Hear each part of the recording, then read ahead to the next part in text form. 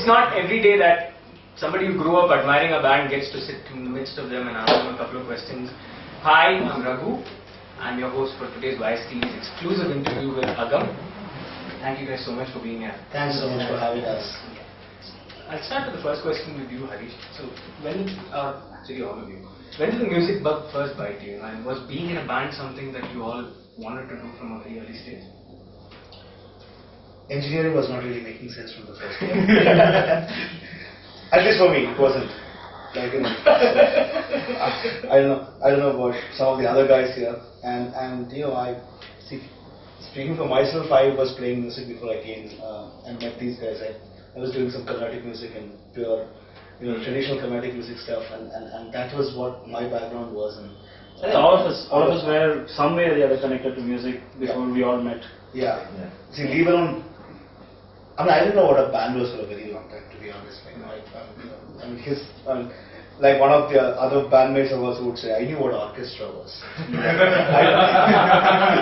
That would be sharp. I didn't really know what the hell a band was at that point in time. So honestly speaking, we all ended up, many of us ended up in the same college. We went to Pushpanani and ended up in the same music club across years.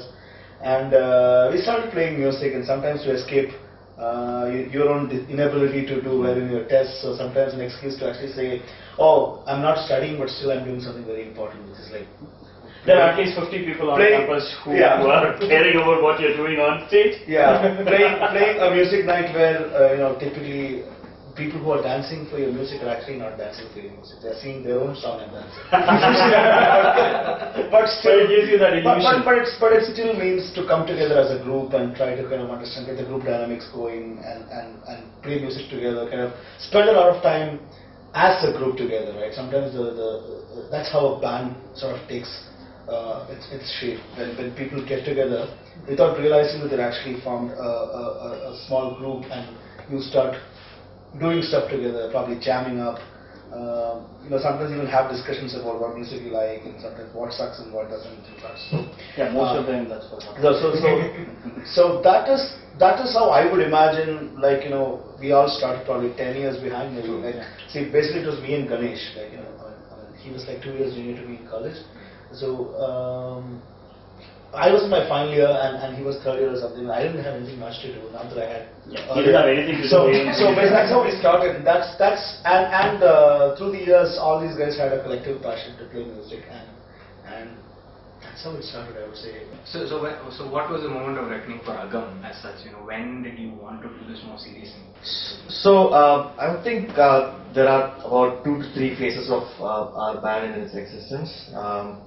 I think the major break for us in terms of, you know, actually forming the band and doing something together happened in 2007 when there was an audition for a band hunt in Sun TV. So yeah, till then it wasn't a band. It was like we used to, I think Ganesh and Harish used to jam at their place, and I occasionally go there. We hang out and we play something, record something. But there was no vision of a band, though we wanted to play music. That we were sure of that, but there was no band.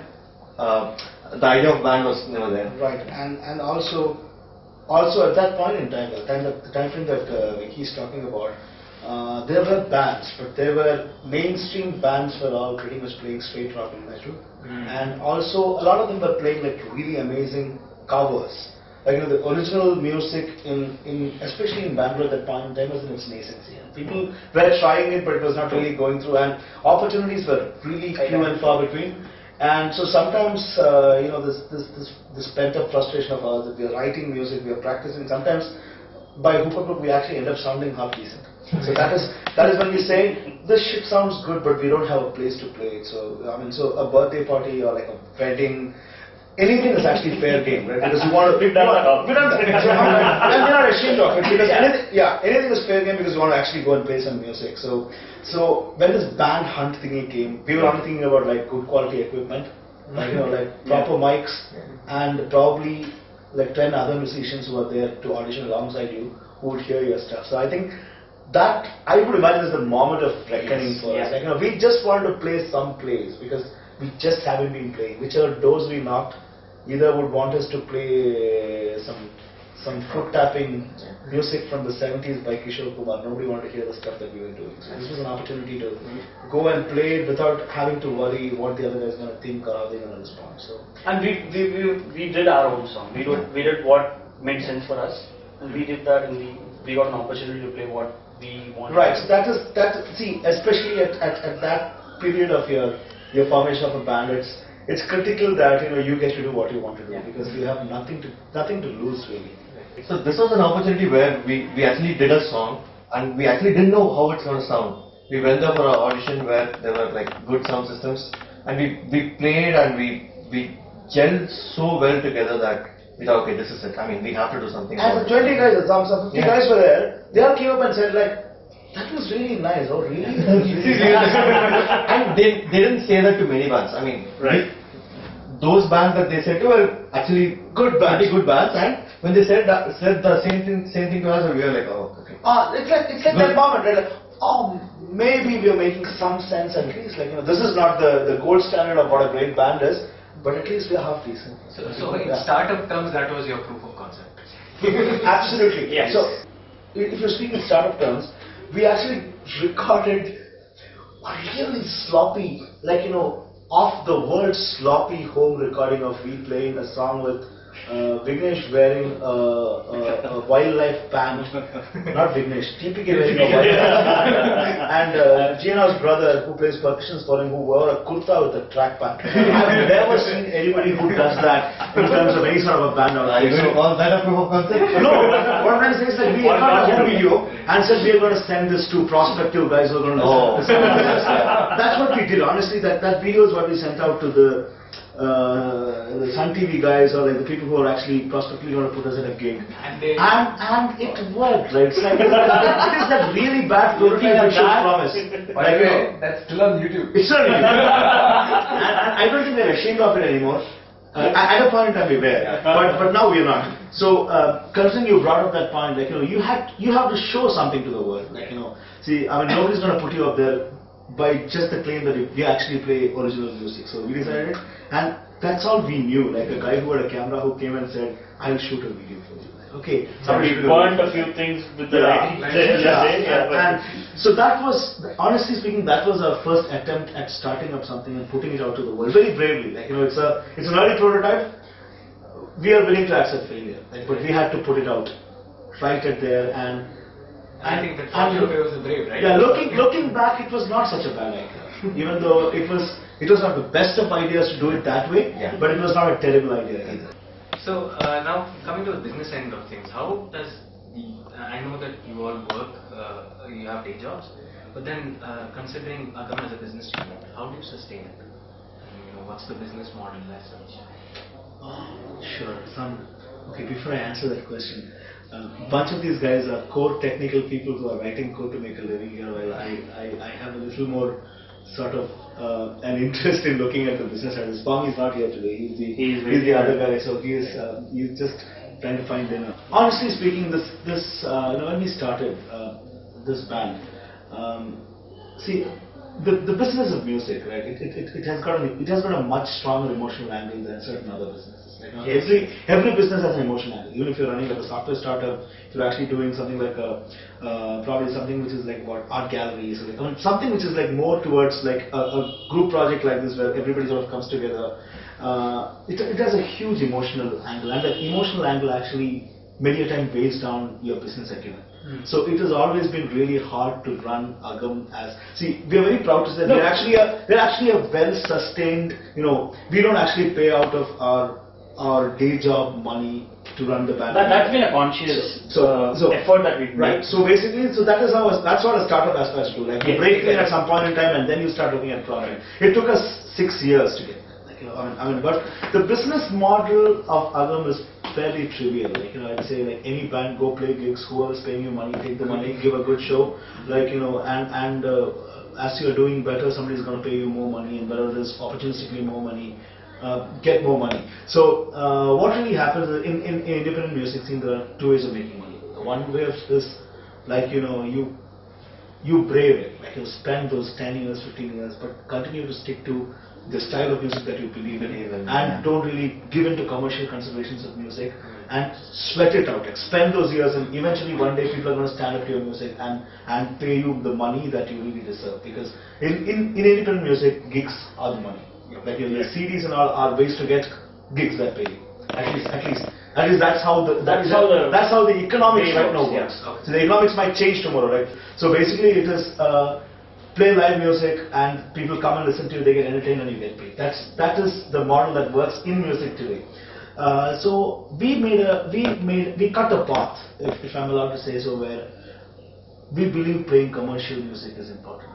Being commercially viable is important. So I have tremendous amount of respect to guys who actually bear it and swear it out for like years together to actually arrive at.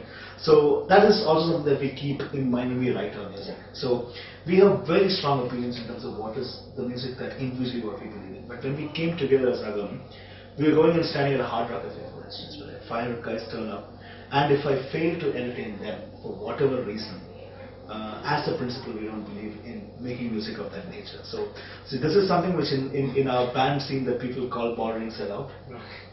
So people who do that are typically branded sellouts because you're selling your soul out to somebody. But looking at it from a pure business point, somebody is paying your bills. It's customer satisfaction. It's customer. So that is so we try to keep our business model in a way that if there is something that kind of falls well within the realm of what we want to play and still pays us well, we will take that. So in our gig, people are having a really good time, and I've just finished playing our song Rudra, which is like a typical crowd pleaser, and a guy at the back shouts, "Sir, can you play one A.R. Rahman song?" I'm not going to be a moron to him and say, "You might want to go and ask A.R. Rahman." I'm not going to do that. If I can play that song, if it falls well with my realm, and if he's going to get entertained by me throwing a cover of a song, I'm going to do that. Again, we need to do justice to what you're going to play. Right. We can't do some other 6 9. I mean, We understand. Right. it's not that we don't want to play it or we can't play it or anything. It's just We wouldn't be able to we can't do it that we would improperly. do this song as much as for that song. So Right. And also, just wanted to point out, I mean, this is interesting, right? Because this business is about opportunistically making money. So there's no real pipeline. There's something that gets pent up. Like you do XYZ, you're going to get ABC XYZ. It doesn't work like that. So every day is a new day, and you're actually looking to move your game forward. So what we really did is, like, if there's an opportunity, like for instance, there's a college which is going to give me like 10,000 guys, 8,000 guys. Then you see more value in playing the gig than actually counting the amount of grains that they're giving you. Right. At the same time, if it's a corporate gig where people are actually drinking expensive whiskey and doing socializing, that is going to cost you. one way or the other, find whether what you're playing should give you a satisfaction or somebody's listening to See, because and also playing a college gig is also about fans. Like, bands run on fans. Bands run on appreciation. Bands run on viral distribution of your music, and fans telling that this guys play really good stuff, and you acquire more fans. That's exactly how you move forward. So we're at a point where that's going to cost you something. So that's where we have reached, and that's what I tell all the younger bands who come and speak to me in terms of what should I do, because I have this great gig to play. Play it if you have reach to achieve. Play if there are 10,000 guys who are going to come and become your fans, who are eventually going to pay your bills when you're actually going up to a place where they can actually afford that expensive beer in a club. But beyond a point, you have to start making. So you have to start shipping your product. See, it is very important. See, I mean, typically you cannot be a perpetual beta as a band. Yeah. You cannot. Very interesting you put it that way. I mean, perpetual betas are workable in certain models where you have other ways of monetizing. Here, playing shows, making merchandise, preventing people from bootlegging it, preventing people from pirating, it's actually a goddamn difficult uphill battle.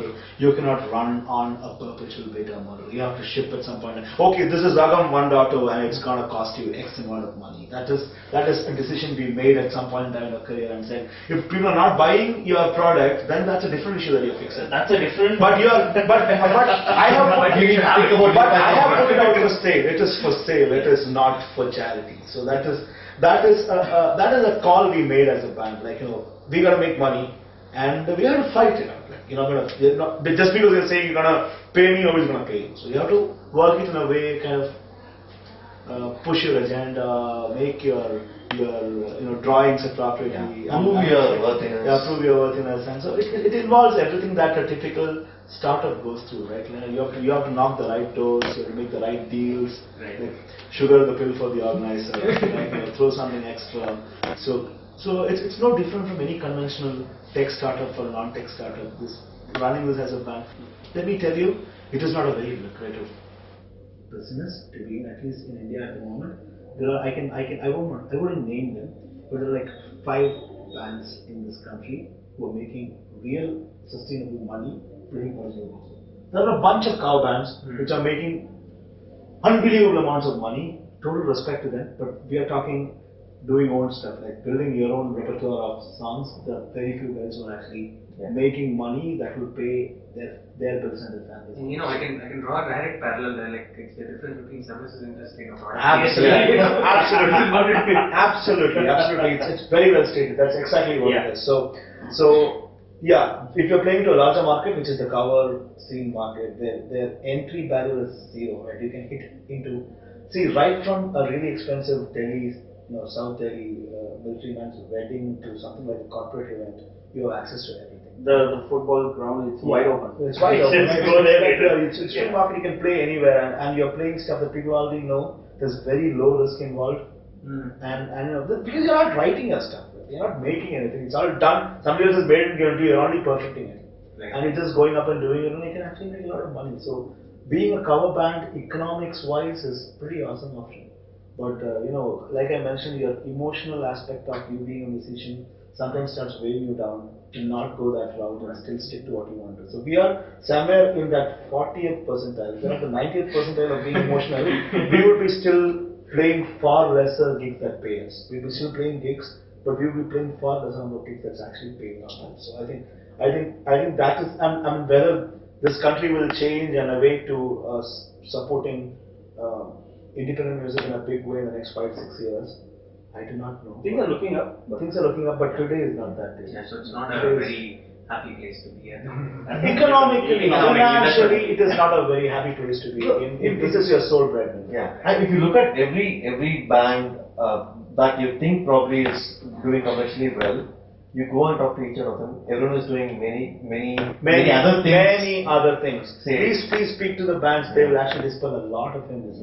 People whom we hypothetically believe are actually living a very elaborate life because they are a well-known band, aren't really making their buck with just that. So on the topic of change of the current scene in India, have you seen anything different in your tenure as a band?